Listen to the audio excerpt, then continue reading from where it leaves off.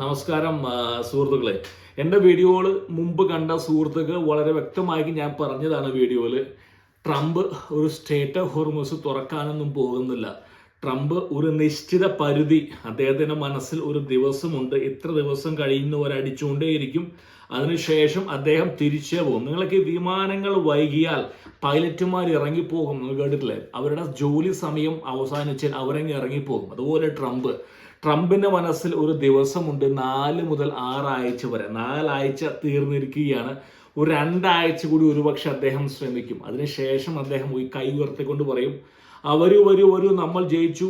മറ്റേ ആ പറയുന്ന കടലിടുക്ക് സ്റ്റേറ്റ് ഓഫ് ഹോർമസ് ഒക്കെ ഇന്ത്യ, ചൈന, മലേഷ്യ, ബംഗ്ലാദേശ് അവരൊക്കെ കൂടി സംസാരിച്ച് തുറക്കുകയോ തുറക്കാതിരിക്കുകയോ എന്തുമായിക്കോട്ടെ, അമേരിക്കയിലേക്ക് എന്തായാലും ആ ഭാഗത്തുകൂടി ഒന്നും വരുന്നില്ല.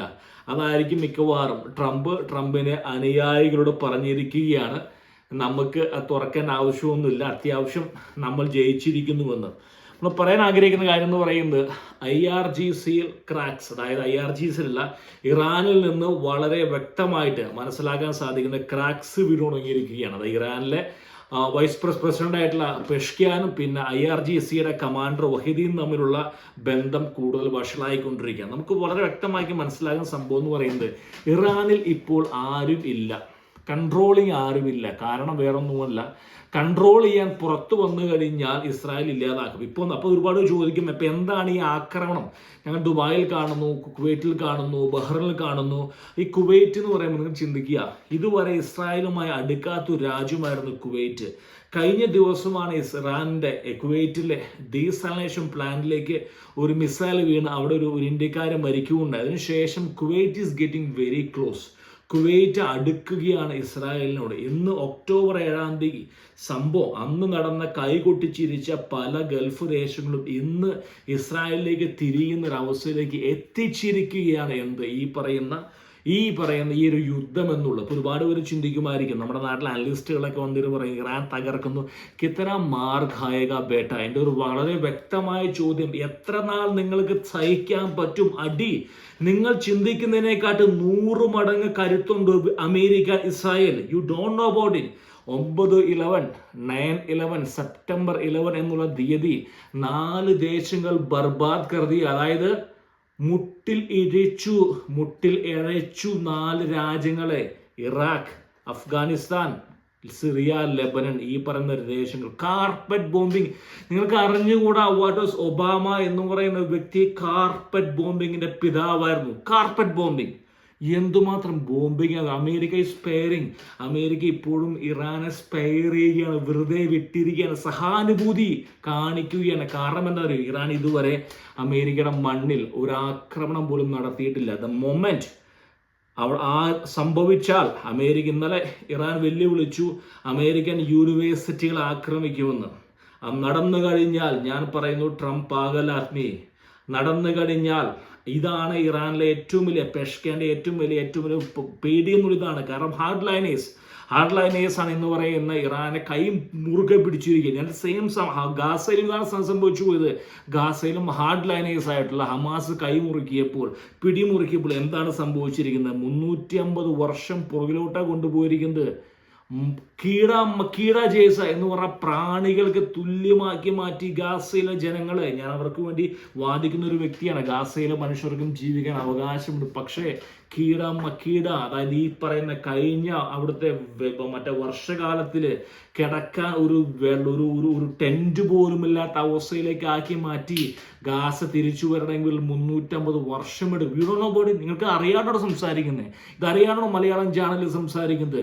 ഇത് ചെയ്യാൻ അമേരിക്ക ഒരു ദിവസം വേണ്ട ഇറാനിൽ. പക്ഷെ അമേരിക്ക ചെയ്യാത്തതിന് കാരണം സഹാനുഭൂതി ഒന്നുള്ളത് കൊണ്ട് മാത്രമാണ്. ഇന്ന് ഇറാനിൽ നടക്കുന്ന ഈ ഒരു ആക്രമണം, ഇറാൻ ചെയ്യുന്ന ഡീസെൻട്രലൈസ്, ഒരു കമാൻഡ് ഇല്ലാതെ ഒരു വശത്ത് കുറെ ആളുകൾ അങ്ങോട്ടും ഇങ്ങോട്ടും അയക്കുന്നത് എന്തുകൊണ്ടാണെന്ന് വെച്ചാൽ ഒരു തിരിച്ചുവരവില്ല എന്ന് അവർക്ക് മനസ്സിലായിരിക്കുകയാണ്. ഇതാണ് ഇറാന്റെ പ്രസിഡന്റ് പെഷ്ക്യാൻ പറയുന്നത്. കാരണം നമ്മൾ സാമ്പത്തിക ഗുരുതര പ്രശ്നത്തിലേക്ക് പോയിക്കൊണ്ടിരിക്കുകയാണ്. പണമില്ല മുടക്കാനായിട്ട്, സർക്കാർ ഓഫീസുകൾക്ക് പണമില്ല, ATMകൾ കാലിയാകുന്നു, പെട്രോൾ പമ്പുകളിൽ എണ്ണയില്ല.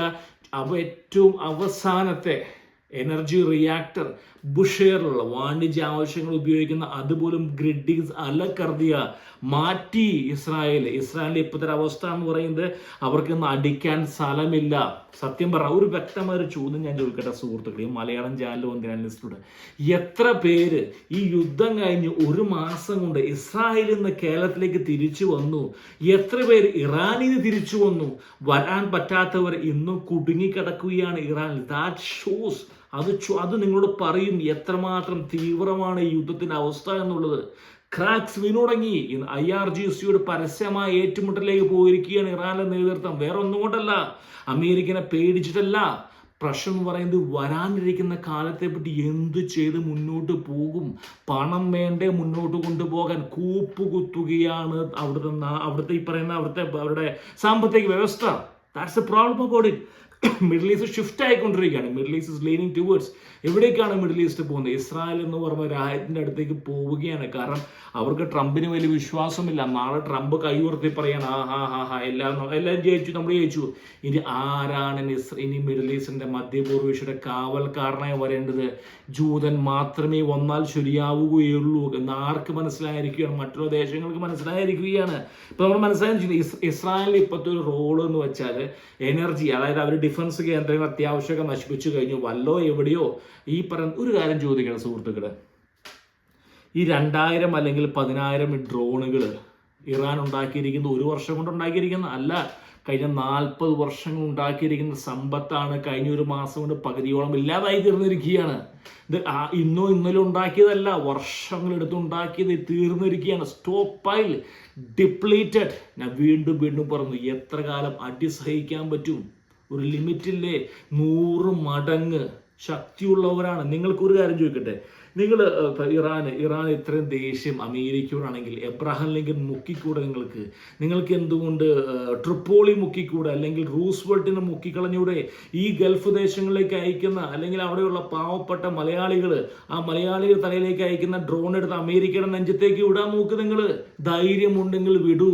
അപ്പോൾ ഒരുപാട് പേര് പറയും വിട്ടല്ലോ എന്ന്. എന്തുകൊണ്ട് വിടുന്നില്ല? നിങ്ങൾക്ക് ദേഷ്യമുണ്ടെങ്കിൽ നിങ്ങൾക്കറിയാം, ചൊറിയാൻ പോയാൽ അവൻ ഒന്ന് മാന്തുമെന്നറിയാം. അമേരിക്ക പറിക്കും.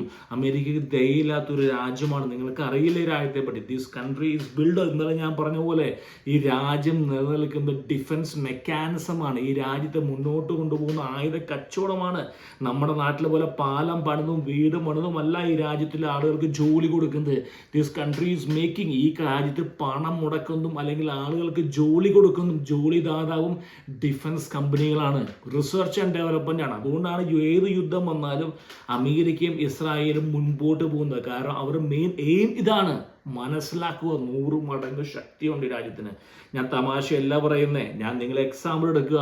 അതായത് ഇന്നിപ്പോൾ ട്രംപ് ഒരുപക്ഷെ ചെയ്യാത്തതിൻ്റെ കാരണം ട്രംപിന് അവിടുന്ന് പണം വാരണം. കാരണം ഈ പറയുന്ന കാർക്ക് ഐലൻഡും യുറേനിയം ഒക്കെ എടുക്കാൻ വേണ്ടി ബോംബിട്ട് തകർത്ത് കഴിഞ്ഞാൽ നാട് ഇവർ തന്നെ വേണ്ട കാശ് മുടക്കാനാണ്, അല്ലെങ്കിൽ അറബികളെ കൊണ്ട് മുടപ്പിക്കേണ്ടത്. അതിന് വേഗം ഒരു അണ്ടർസ്റ്റാൻഡിംഗ് ഇല്ല. പക്ഷേ ട്രംപ് ഒരു അണ്ടർസ്റ്റാൻഡിങ്ങിലേക്ക് വന്നിരിക്കുകയാണ്. കാരണം ഒരു മനസ്സിലാക്കിയിരിക്കുകയാണ്, ഹാർഡ് ലൈനേഴ്സ് ആയിട്ടുള്ള, അതായത് IRGC തോൽപ്പിക്കുക അത്ര എളുപ്പമല്ല, നീണ്ടു നിൽക്കും. കാരണം IRGC ഇപ്പോഴത്തെ റോൾ എന്ന് പറഞ്ഞാൽ ബാർഗെയിൻ, അതായത് വിട്ടുവീഴ്ചയെക്കാളും നല്ലത് മരണമാണ് എന്നുള്ള ഒരു മുദ്രാവാക്യം ഏറ്റെടുത്തിരിക്കുകയാണ് IRGC. ആ ഒരു അവസ്ഥയിൽ ഈ യുദ്ധം നീണ്ടുപോകുന്ന മനസ്സിലാക്കുന്ന ട്രംപ് അധികം വൈകാതെ അവിടെ നിന്ന് സ്ഥലം കാലിയാക്കും. ബാക്കിയുള്ള, ഞാൻ വീണ്ടും പറയുകയാണ്, എൻ്റെ ആശ എന്ന് പറഞ്ഞ പോലെ 50 ദിവസത്തിൽ കൂടുതൽ സ്ട്രേറ്റ് ഓഫ് ഹോർമൂസ് അടഞ്ഞു കിടന്നാൽ ലക്ഷക്കണക്കിന് ഇന്ത്യക്കാരുടെ ജോലി അവതാളത്തിലാവും. നമ്മളൊന്ന് ചിന്തിച്ചു നോക്കുക സുഹൃത്തുക്കളെ, എത്ര മലയാളികളാണ് ഈ പറയുന്ന മധ്യപൂർവേഷ്യ ജോലി എടുക്കുന്നത്? എന്ത് തെറ്റാണ് ഈ പറഞ്ഞ കുവൈറ്റ് ചെയ്തിരിക്കുന്നത്? എന്ത് തെറ്റാണ് ഒമാൻ ചെയ്തിരിക്കുന്നത്? എന്ത് തെറ്റാണ് ഈ പറഞ്ഞ ദേശങ്ങൾ ചെയ്തിരിക്കുന്നത്? അവർ അമേരിക്കൻ സ്പേസിന് അവിടുന്ന് അമേരിക്ക ഒരു തരത്തിലുമുള്ള അമേരിക്ക യൂസ് ചെയ്തിട്ടില്ല. ഈ മണ്ണ് അമേരിക്ക ആക്രമിച്ചിരിക്കുന്നത് മുഴുവൻ ഈ പറയുന്ന അമേരിക്കയുടെ ആ പറയുന്ന കപ്പലിൽ നിന്നാണ്. എന്നിട്ട് പോലും ചറ പറ ആക്രമിച്ചിരിക്കുകയാണ് ഈ പറഞ്ഞ പറഞ്ഞത്, നിങ്ങൾക്ക് ഇത് ആക്രമിക്കുമെങ്കിൽ ഇറാഖിനെ ആക്രമിക്കുമല്ല, ഇസ്രായേലിനെ ആക്രമിക്കൂ.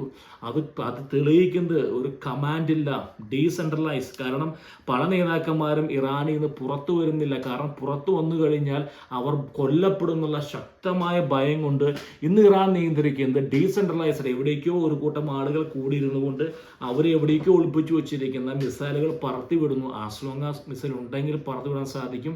പക്ഷേ അതിൽ അധികം ദൂരം യുദ്ധം മുന്നോട്ട് പോകും എന്ന് തന്നെയാണ് എൻ്റെ ഉറപ്പ്. പക്ഷെ അമേരിക്ക അവിടെ ഉണ്ടാവില്ല. അമേരിക്ക അവിടെ നിന്ന് പതുക്കെ